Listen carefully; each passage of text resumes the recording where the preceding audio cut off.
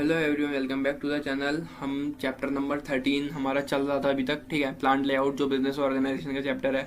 तो अभी हमने इससे पहली वाली वीडियो में टाइप्स ऑफ प्लांट लेआउट पढ़ा था, ठीक है। टाइप्स ऑफ प्लांट लेआउट में हमने एक टाइप पढ़ा था जो था प्रोडक्ट और लाइन लेआउट के बारे में, ठीक है। तो प्रोडक्ट और लाइन लेआउट के बारे में हमने काफी कुछ जाना, ठीक।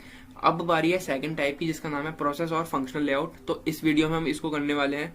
इससे पहली वाली वीडियो अगर नहीं देखी तो उसको जाके देखना पहले, उसके बाद ये और ज़्यादा अच्छे से समझ में आएगा सेकंड टाइप। इसलिए मैं इनको अलग अलग वीडियो में समझा रहा हूँ, जिससे कि और अच्छी अंडरस्टैंडिंग हो। और लेंदी टॉपिक्स हैं ज़्यादा, जैसे मैंने पहले ही बताया था, और इम्पोर्टेंट भी हैं, तो अलग अलग वीडियोस में कवर करने पड़ रहे हैं। वीडियो भी लंबी हो रही थी, जैसे इससे पहली वाली वीडियो भी अच्छी खासी लंबी हो गई थी लेंथ उसकी, तो इसलिए मैं अलग अलग वीडियो में कवर कर रहा हूँ, ठीक है। तो अगर वो वीडियो नहीं देखी तो पहले उसको देखो, फिर इसको समझना। हमने इससे पहली वाली वीडियो में प्रोडक्ट और लाइन लेआउट के बारे में पढ़ा था, मीनिंग जाना था, उसके कुछ फीचर्स जाने थे, एडवांटेजेस डिसएडवांटेजेस हमने सब कुछ किया था, ठीक है। तो अब बारी है अगले टाइप की, जिसका नाम है प्रोसेस और फंक्शनल लेआउट। तो जल्दी से बिना टाइम वेस्ट करे इसको पढ़ना और समझना शुरू करते हैं।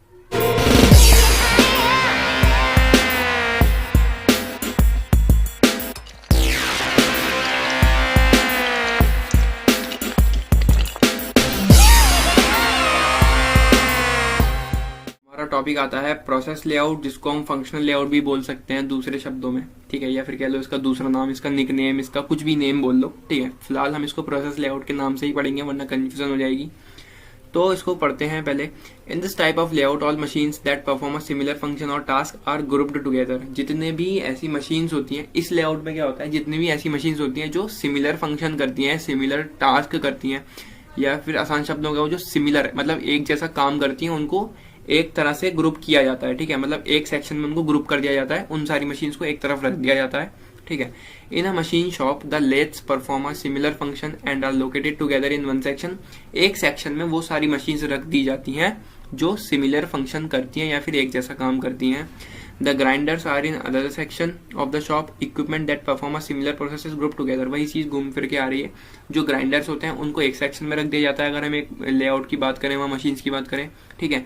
ऐसे इक्विपमेंट जिनका सिमिलर काम होता है, सिमिलर प्रोसेस होता है, उनको एक तरफ ग्रुप कर दिया जाता है, जैसा कि ये डायग्राम दिख रहा है, ठीक है। इस तरह से कुछ प्रोसेस लेआउट होता है, ठीक है। मिलिंग पूरा सेक्शन एक तरफ, असेंबलिंग और टेस्टिंग का सारा एक सेक्शन एक तरफ, ग्राइंडिंग का सेक्शन एक तरफ, प्लेटिंग, ड्रिलिंग, मतलब जितनी भी चीजें होंगी वो सब चीजें यहीं होंगी। ड्रिलिंग का जितना भी काम होगा वो यहाँ होगा। पूरा एक सेक्शन बना दिया है हर मशीन का।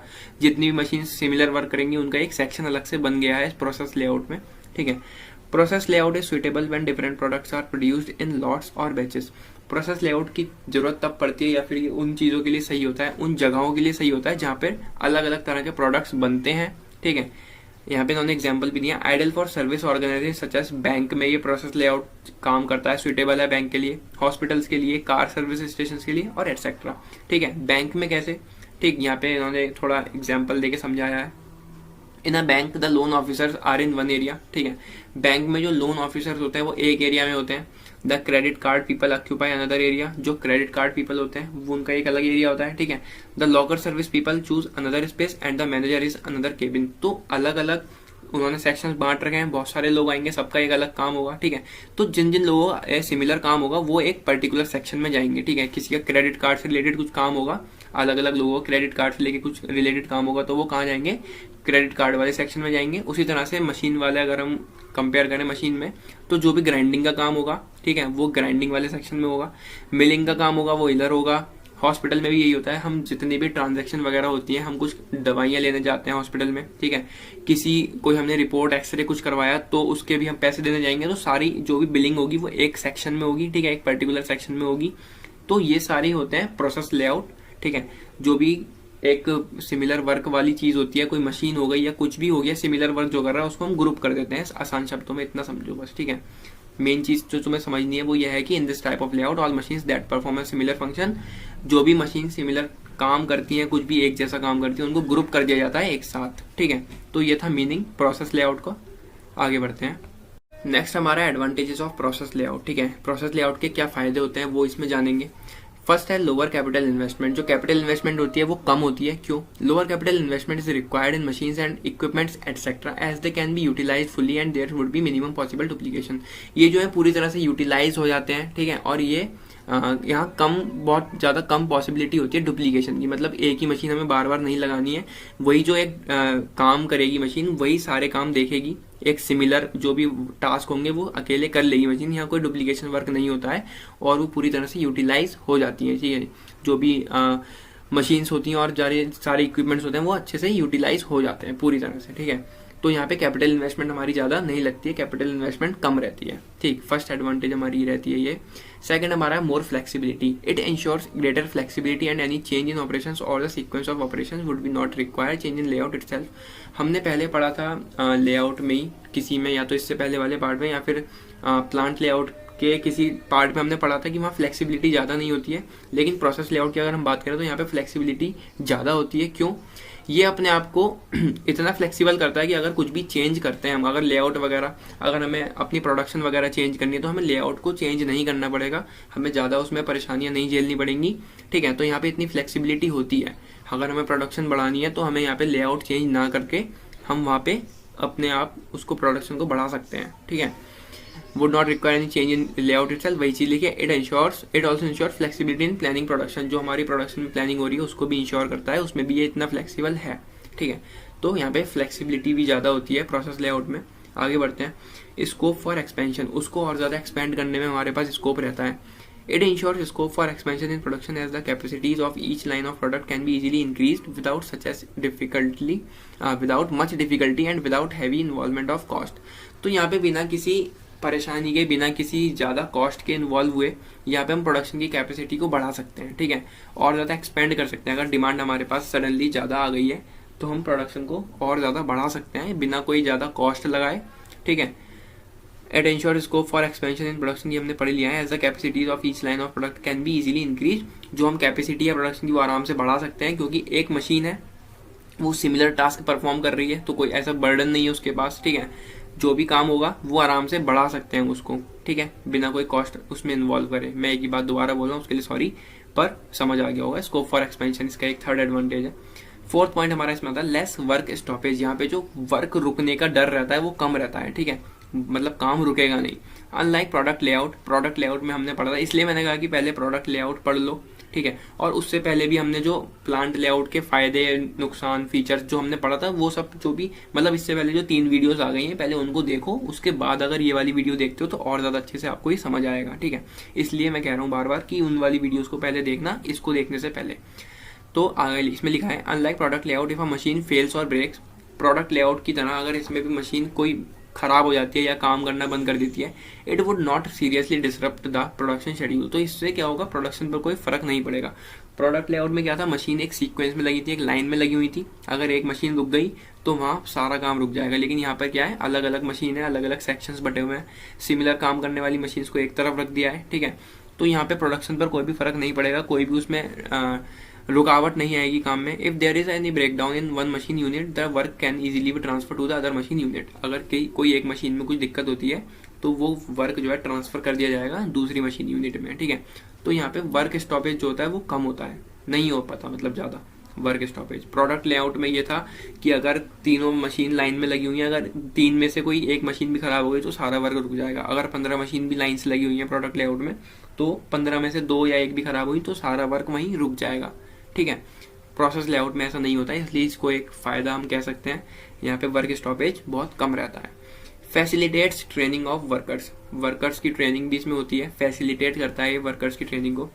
As each machine performs only one process all the time, जैसे कि हमने पढ़ा इतनी देर से कि पढ़ रहे हैं, मतलब कि जो मशीन है वो परफॉर्म करेगी, यानी काम करेगी, एक ही टास्क वो करेगी, जो जिस चीज के लिए वो बनी है वही काम वो करेगी। ठीक है, workers can be systematically trend in that particular operation. अब जब एक मशीन वही काम कर रही है तो वर्कर्स भी लगे हुए हैं उसी मशीन पे। ठीक है, वो एक ही काम रोज कर रहे हैं तो और ज्यादा उनकी हैबिट में आ गई है वो चीज की, कोई चीज अगर उन्हें कोई चीज करनी है उस मशीन में तो कब कैसे उनको करना है, और ज्यादा एफिशिएंसी उनमें आ जाती है। They are bound to become more efficient in that work in due course of time and require a high degree of skill, उनके स्किल्स और ज्यादा डेवलप हो जाते हैं एक ही जगह पर काम करते करते, एक ही मशीन पर काम करते करते। ठीक है, तो जो वर्कर्स की ट्रेनिंग होती है वो इतनी ज्यादा हो जाती है, उसमें रोज काम करते करते इतने ज्यादा वो एक्सपर्ट हो जाते हैं कि कहीं ना कहीं प्रोडक्शन को प्रोडक्शन पर फ़र्क पड़ता है कि वो और ज़्यादा अच्छे से और बहुत ज़्यादा जल्दी हो जाए। ठीक है, काम भी जल्दी हो रहा है, अच्छे से हो रहा है, क्योंकि वर्कर जो है बहुत समय से उसमें काम में लगे हुए हैं और अपने स्किल्स को वो और ज़्यादा बेटर कर रहे हैं डे टू डे। ठीक है, तो facilitates training to worker, sorry training of workers, ये एक इसकी एडवांटेज बन जाती है प्रोसेस लेआउट की। ठीक है, तो ये 5 बेसिक से एडवांटेजेस थे, आई होप समझ आए होंगे। आगे बढ़ते हैं। अब फायदे हो गए, अब बारी आती है नुकसान क्या क्या है प्रोसेस लेआउट के। ठीक है, तो नुकसान नंबर 1 हमारा है more and higher cost of materials handling.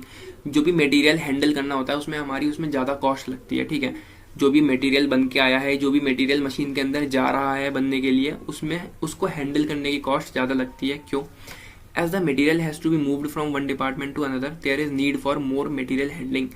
जब एक डिपार्टमेंट से मटेरियल दूसरे डिपार्टमेंट में जाएगा तो वहाँ पे ज़्यादा हमें मटेरियल को हैंडल करने की जरूरत पड़ेगी। In the process of production the materials have to be carried forward और backward, and since in this process automation can not be easily applied, it increases cost of material handling also.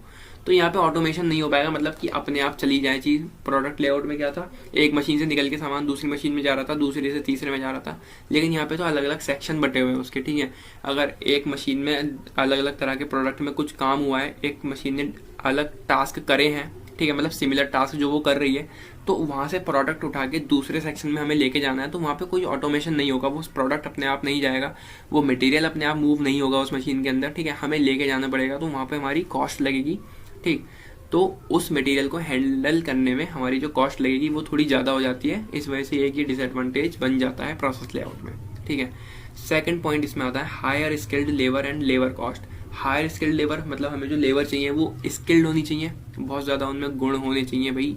ठीक है, skilled labour चाहिए, और labour obvious सी बात है, जब skilled labour आप लोगे तो उनकी कॉस्ट भी बढ़ेगी। ठीक है, एक चीप लेबर होती है जो सिर्फ लेबर होती है, उसको हम स्किल्ड नहीं बोल सकते, ट्रेंड नहीं होते वो। ठीक है, लेकिन जब हम लेबर की बात करें जो स्किल्ड लेबर है, तो उसमें कॉस्ट भी लेबर की बढ़ जाएगी। ठीक है, under it only skilled workers may be employed and they require sufficient training also. जब हम यहाँ पे वर्कर्स ला रहे हैं, ठीक है, तो उनको ट्रेनिंग की जरूरत भी दी जाए, ट्रेनिंग की जरूरत भी पड़ेगी, as they have to operate a number of sizes of general purpose machine doing a wide variety of work and performing many specialised operation. क्योंकि उनको number of sizes of general purpose machine, उनको अलग अलग machine पर काम करना है। ठीक, उन्हें एक वाइड वैरायटी में वर्क करना है। ठीक है, जो भी वो काम कर रहे हैं मशीन्स में वो बहुत ज़्यादा मात्रा में होने वाला है, बहुत ज़्यादा क्वांटिटी में वो होने वाला है, और स्पेशलाइज्ड ऑपरेशंस उनको करने हैं, तो उनको ट्रेनिंग की जरूरत भी पड़ेगी ही, ऑब्वियस सी बात है। तो वहाँ पे उनको ट्रेनिंग दी जाएगी, उसमें उनको पहले उनकी ट्रेनिंग जब होगी तब उनकी कॉस्ट लगेगी, और जब वो स्किल्ड वर्कर्स बन जाएंगे, बहुत अच्छे से उनकी ट्रेनिंग हो जाएगी, तो जब वर्कर भी इतने समझदार होते हैं कि भाई हम स्किल्ड हैं, हम तुम्हारे काम आ रहे हैं, अच्छे से काम कर रहे हैं, तो हमारी तनख्वाह बढ़ाओ, हमारी सैलरी बढ़ाओ, या फिर वेजेस जो भी हैं उनको मिल रही है वो बढ़ेगी ऑब्वियसली। ठीक है, तो लेबर कॉस्ट यहाँ पे ज़्यादा हो जाती है, क्योंकि लेबर जो होती है वो स्किल्ड होती है। ठीक, थर्ड पॉइंट इसमें हमारा आता है रिक्वायर्स मोर फ्लोर स्पेस।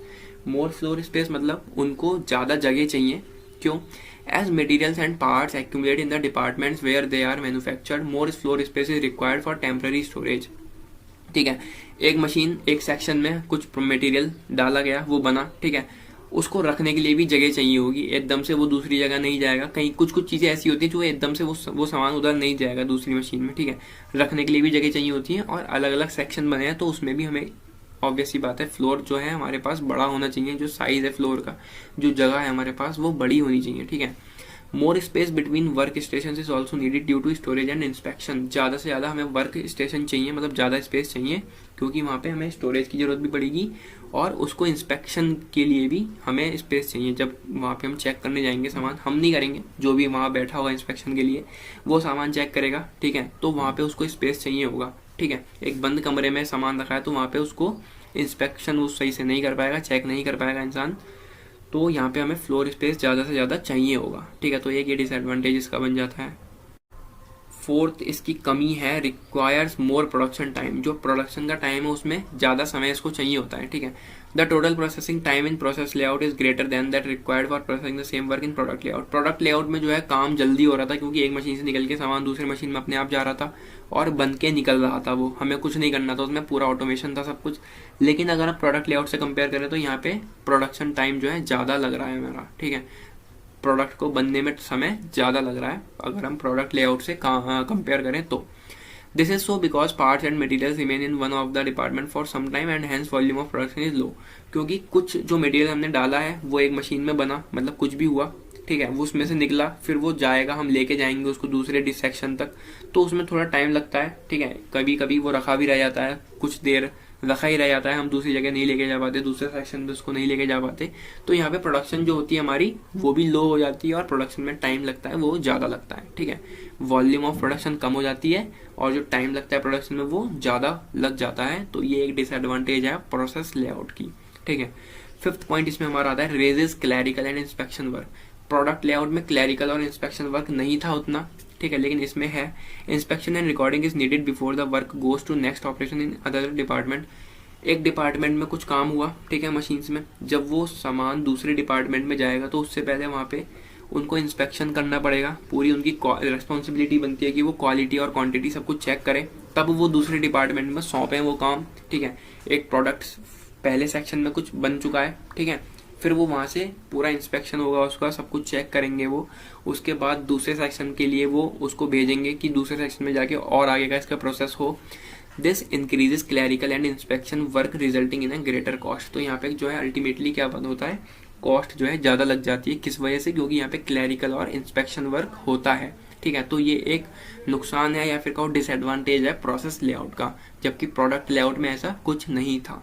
ठीक है, ये थे एडवांटेजेस डिसएडवांटेजेस जो कि हमने बहुत ब्रीफ में पढ़े। ठीक है, अब एक डिस्प्ले पर एक फोटो जो शो हो रहा है, जो एडवांटेजेस और डिसएडवांटेज शो हो रही है, ये बहुत ज़्यादा ब्रीफली नहीं है, ये छोटे छोटे पॉइंट्स हैं जो कि एग्जाम में लिख सकते हो और अपनी अंडरस्टैंडिंग के लिए इनको पढ़ सकते हो, कहीं कॉपी में लिख लेना और इनको याद करना। ठीक है, अगर मतलब कभी बड़े पॉइंट्स याद ना रहे तो ये छोटे पॉइंट्स लिख के भी काम कर सकते हो, ये भी ठीक है, और जो मैंने समझा है वो भी ठीक है, पर ये थोड़े शॉर्ट हैं इसलिए आपको ज़्यादा अच्छे से ये याद हो सकेंगे और अच्छे से समझ भी पाओगे। वैसे इजी ये वाले हैं जो मैंने समझाए हैं, बाकी आपकी मर्जी है, डिस्प्ले पर शो हो रहे हैं, आप इनको लिख सकते हो और याद कर सकते हो। ठीक है, तो इस वीडियो में हमने किए डिसएडवांटेजेस एडवांटेजेस प्रोसेस लेआउट के, और प्रोसेस लेआउट क्या होता है वो हमने जाना। इससे पहली वाली वीडियो में मैं दोबारा कहूँगा, अगर वो नहीं देखी तो उसको जरूर देखना। प्रोडक्ट लेआउट एक इंपॉर्टेंट टॉपिक है, ठीक है, जिसमें हमने फीचर्स, एडवांटेजेस, डिसएडवांटेजेस, मीनिंग सब कुछ जाना था उस वाली वीडियो में।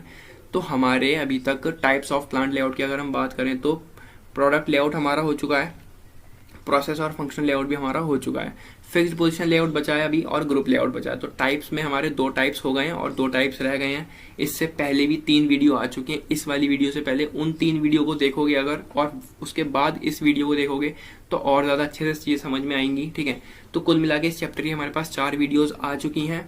अगर नहीं देखी कोई भी, दोबारा कह रहा हूँ, बार बार कह रहा हूँ, देखो और बस समझो चैप्टर को।